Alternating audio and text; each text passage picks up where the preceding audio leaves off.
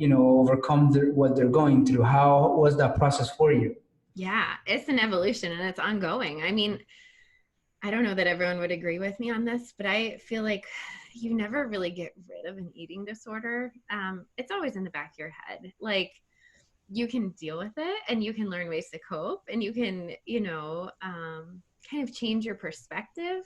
But it's, I think it's always kind of like there. So the biggest thing for me was getting into yoga and really tuning into my body and my intuition and becoming really comfortable with myself. Um, I think was probably the biggest turning point for me because I think yoga was really a way for me to find confidence and just like an outlet to deal with a lot of emotion and self judgment and those sorts of things.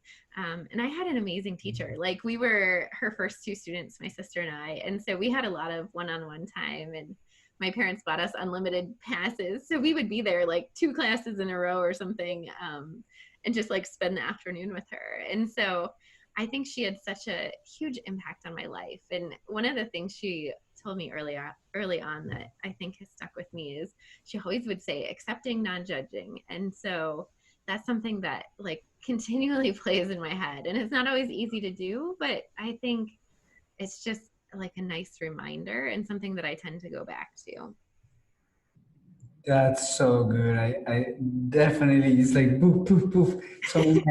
So many lessons from there. Yeah, you're so right. Like, accepting and not judging. I was just thinking about that word, because even like if I eat something in the hospital, and like if I eat a cookie or something, like, oh, I'm the doctor who talks about like nutrition and like eating well and all this stuff, and there is so much guilt about like, Yeah. oh, and then even nurses is like, oh, hey, Dr. Zuleta, there you are, and so I think we really have to like allow ourselves, like, it's okay, like, Yeah. like